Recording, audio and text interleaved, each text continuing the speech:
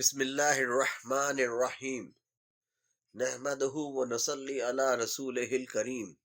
حضرت نوح علیہ السلام کے حصہ دوم پارٹ 2 کے آخر میں پارٹ 2 میں ہم نے بتایا تھا کہ حضرت نوح علیہ السلام اور ایمان والوں نے کشتی بنائی اللہ کے حکم سے اور اللہ کی ہدایات کے مطابق۔ وہ محض ایک چھوٹی کشتی نہیں تھی بلکہ وہ ایک مکمل بحری جہاز تھا جس کے 3 حصے تھے، یعنی اس کی 3 منزلیں تھیں، ایک میں جانور، ایک میں پرندے، ایک میں انسان۔ جب وہ یہ کشتی بنا چکے اور اس دوران کفار ان کا مذاق اڑاتے تھے اور ان سے پوچھتے تھے دور دور تک پانی تو کوئی نہیں، تو یہ کشتی کس لیے بنا رہے ہیں؟ پھر اللہ نے حضرت جبرائیل علیہ السلام کے ذریعے حکم بھیجا حضرت نوح علیہ السلام کو کہ جب تنور ابل پڑے تو تمام کشتی پر سوار ہو جانا، جانوروں اور پرندوں سمیت۔ حضرت نوح علیہ السلام نے اس موقع پہ نافرمان قوم سے فرمایا کہ آج تک تم ہمارا مذاق اڑاتے رہے، آج ہم تمہارا مذاق اڑائیں گے۔ حکم آیا کہ سوار کر لے جانوروں میں سے ایک ایک جوڑا اور اپنا خاندان اور وہ لوگ جو مومن ہیں۔ ان افراد کی تعداد 72 یا 80 تھی۔ پانی زمین سے فواروں کی طرح نکلنا شروع ہوا، تمام کنویں ابلنے شروع ہو گئے، تنور ابلنے شروع ہو گئے اور اوپر سے بارش برسنی شروع ہو گئی۔ کفار اس کو معمول کی بارش سمجھ رہے تھے۔ شروع میں حضرت نوح علیہ السلام نے اپنے بیٹے جس کا نام کینان یا یاف تھا اس کو پکارا، جو کہ نافرمان لوگوں کے ساتھ تھا، کہ آ کر کشتی پر سوار ہو جاؤ۔ اس نے جواب دیا، میں پہاڑ پر چڑھ جاؤں گا۔ حضرت نوح علیہ السلام نے فرمایا، آج اللہ کے عذاب سے کوئی بچانے والا نہیں مگر جس پر وہ رحم کرے۔ ایک زوردار لہر آئی اور آپ علیہ السلام کا نافرمان بیٹا یاف آپ علیہ السلام کی آنکھوں کے سامنے ڈوب گیا۔ کہتے ہیں کہ کہنے کے باوجود کشتی پر نہ آیا، یعنی ایمان والوں میں شامل نہ ہوا۔ کشتی پر سوائے ایمان والوں کے کوئی بھی نہ چڑھ سکا۔ اللہ تعالیٰ نے فرمایا، تمام قوم غرق ہو گئی اور آگ میں غرق ہو گئی۔ تو اس سے پتہ یہ لگتا ہے کہ عذاب کے لیے ضروری نہیں کہ قبر ہی ہو۔ نافرمان کافر کو جس طرح بھی اور جس حالت بھی اور جس جگہ بھی موت آئے اس کو عذاب ہو کر رہے گا۔ 40 دن اور 40 رات تک بارش برستی رہی اور زمین پانی اگلتا رہا۔ کشتی اس پانی میں چلتی رہی۔ پانی ایسا تھا جیسے سمندر کی موجیں، اور پہاڑوں سے بلند تمام دنیا غرق ہو گئی۔ یہ اللہ تعالیٰ نے فرمایا، روئے زمین پر کوئی کافر بسنے والا نہ چھوڑا، یعنی کہ اس طوفان نے تمام کفار کو ختم کر دیا۔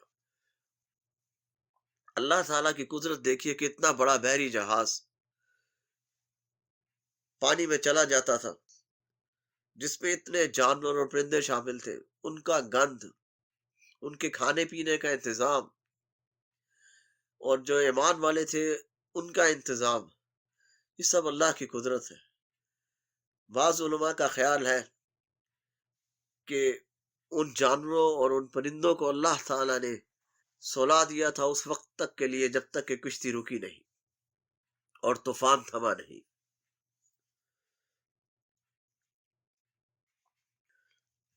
کشتی چلتی رہی۔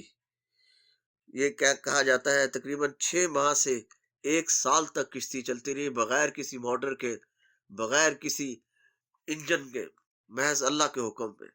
کشتی جا کے جودی کے پہاڑ پر رکی۔ ایک رائے کے مطابق یہ پہاڑ روس پہ ہے اور دوسری رائے کے مطابق ترکی میں ہے۔ اور جب اللہ تعالیٰ نے زمین کو حکم دیا پانی کو نگلنا، جذب ہونے کا حکم نہیں دیا۔ اس موقع پہ یہ بات غور کرنے کی ہے، کیونکہ اگر اللہ تعالیٰ پانی کو جذب کرنے کا حکم دیتا تو عرصہ دراز لگ جاتا جذب ہونے میں، کیونکہ اتنا پانی تھا۔ اور آسمان سے کہا کہ پانی کو اکھاڑ دے، جیسے کہ پھٹے اکھاڑے جاتے ہیں. یہ ہم اپنے سمجھنے کے لیے مثال بیان کر رہے ہیں. اگر رکنے کا کہتا یا تھمنے کا کہتا تو تھمتے تھمتے رکتے رکتے دیر ہو جاتی. حضرت نوح علیہ السلام نے یہ بھی دعا فرمائی تھی کہ کشتی کو مبارک جگہ پر اتار. کشتی کے تھمنے پر آپ حضرت نوح علیہ السلام نے اللہ تعالیٰ سے اپنے بیٹے کے بارے میں دعا کی اور اللہ کو پکارا کہ وہ تو میرے خاندان میں سے تھا. اللہ نے فرمایا نہیں، وہ خاندان میں سے نہیں بلکہ نافرمان تھا اور کافر تھا. اس پر حضرت نوح علیہ السلام نے اللہ تعالیٰ سے معافی مانگی. یہ بھی کہا جاتا ہے کہ کشتی رکنے کے بعد حضرت نوح علیہ السلام، حضرت حوا اور حضرت آدم علیہ السلام کی میتوں کو، جو کہ حضرت نوح علیہ السلام نے ایک تابوت میں اپنے ساتھ رکھ لی تھی، کو لے کر بیت المقدس گئے اور وہاں پر ان کو دفنایا. آپ علیہ السلام جب کشتی سے اترے اپنے ساتھیوں سمیت، تو آپ علیہ السلام نے 80 ساتھیوں کے ساتھ ہر ایک کے لیے الگ الگ گھر بنایا. لیکن اس گھر بنانے سے پہلے آپ علیہ السلام نے مسجد بنائی، یعنی اللہ کا گھر بنایا. کیونکہ 80 افراد تھے اس لیے 80 گھر بنے. اس نسبت سے شہر کا نام تماسین بھی رکھا گیا. تماسین کا مطلب بھی 80 ہوتا ہے. کہتے ہیں اس کے بعد حضرت نوح علیہ السلام 60 سال تک زندہ رہے. اب ہم کچھ ذکر حضرت نوح علیہ السلام کے بیٹوں کا کرتے ہیں، جو کہ حضرت نوح علیہ السلام کے ساتھ کشتی پر سوار تھے. حضرت نوح علیہ السلام کے ساتھ حضرت نوح علیہ السلام کے 3 بیٹے سوار تھے، جن کا نام سام، حام اور یاسف تھا. سام عربی اور فارسی اور روم کے علاقوں میں جا کے بسا. حام قطبی اور سوڈانی علاقوں میں بسا، اور یاسف ترک اور سکالا کے علاقوں میں بسا. اور یہی سے تمام دنیا کی نسل جو سی ہے وہ دوبارہ چلی. جتنے بھی ایمان والے ساتھ تھے ان کی نسل آگے نہ چلی. نسل صرف حضرت نوح علیہ السلام کے ان 3 بیٹوں سے آگے چلی. اللہ تعالیٰ نے برکتوں کا بھی فرمایا اور بعد وعدہ فرمایا برکتوں کا. وہ حضرت نوح علیہ السلام کے زمانے سے ہی منسوب نہ تھا، بلکہ بعد کی نسلوں کے لیے بھی تھا جو کہ حضرت نوح علیہ السلام کو مانے. اب ہم آخر میں حضرت نوح علیہ السلام کے بارے میں جو ہمارے پیارے نبی آپ حضرت محمد صلی اللہ علیہ وسلم نے جو چند احادیث سے مبارکہ بیان فرمائی، ان کا خلاصہ بیان کرتے ہیں. نبی صلی اللہ علیہ وآلہ وسلم نے فرمایا، جب نوح علیہ السلام کی وفات کا وقت قریب آیا تو انہوں نے پہلے سے فرمایا، اپنے بیٹے سے فرمایا، میں تجھے ایک نصیحت کرتا ہوں، میں تجھے 2 کام کرنے کا حکم دیتا ہوں اور 2 کاموں سے روکتا ہوں. میں تجھے لا الہ الا اللہ اختیار کرنے کا حکم دیتا ہوں.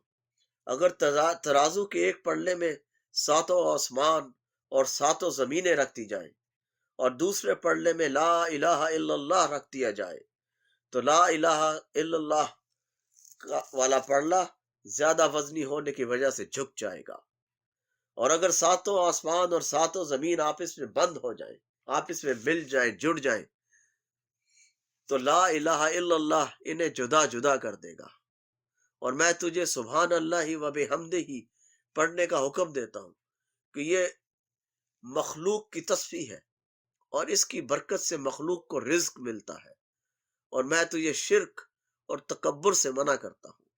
یہ ایک لمبی حدیث ہے جس کے آخر میں ہمارے پیارے نبی حضرت محمد صلی اللہ علیہ وآلہ وسلم نے ایک صحابی رضی اللہ تعالی عنہ کو سمجھاتے ہوئے فرمایا کہ تکبر کا مطلب یہ ہے کہ حق کا انکار کرنا اور لوگوں کو حقیر جاننا. ایک اور حدیث مبارکہ کا مفہوم اس طرح ہے، رسول اللہ صلی اللہ علیہ وآلہ وسلم نے فرمایا، قیامت والے دن حضرت نوح علیہ السلام اور ان کی امت حاضر ہوں گے۔ اللہ تعالیٰ فرمائے گا، کیا تو نے میرا پیغام اپنی امت کو پہنچا دیا تھا؟ وہ عرض کریں گے، ہاں یا رب، میں نے پیغام پہنچا دیا تھا۔ اللہ تعالیٰ ان کی امت سے فرمائے گا، کیا انہوں نے تم لوگوں کو میرا پیغام پہنچا دیا تھا؟ وہ کہیں گے کہ ہمارے پاس تو کوئی نبی نہیں آیا۔ اللہ تعالیٰ نوح علیہ السلام سے فرمائے گا، تیرا گواہ کون ہے؟ وہ عرض کریں گے، محمد صلی اللہ علیہ وآلہ وسلم اور ان کی امت۔ تب ہم مسلمان گواہی دیں گے کہ نوح علیہ السلام نے تبلیغ کی تھی، اپنا پیغام پہنچا دیا تھا۔ آخر میں ایک قرآن کا حوالہ، اس کا مفہوم اس طرح ہے کہ اللہ تعالیٰ نے قرآن حکیم میں فرمایا، یہ وہ غیب کی باتیں ہیں جو ہم آپ صلی اللہ علیہ وآلہ وسلم کو بتا رہے ہیں۔ یہ باتیں نہ آپ صلی اللہ علیہ وآلہ وسلم جانتے تھے اور نہ آپ صلی اللہ علیہ وآلہ وسلم کی قوم جانتی تھی۔ میرے بتانے سے پہلے، یعنی اللہ کے بتانے سے پہلے، ان باتوں کا علم نہ آپ صلی اللہ علیہ وآلہ وسلم کو تھا، نہ ان کی آپ صلی اللہ علیہ وآلہ وسلم کی قوم کو تھا۔ آپ صلی اللہ علیہ وآلہ وسلم بھی صبر کریں۔ یہ صبر آپ صلی اللہ علیہ وآلہ وسلم کو مشرکین کی تکلیفوں پر کہا گیا کہ ان کی تکلیفوں پر صبر کریں۔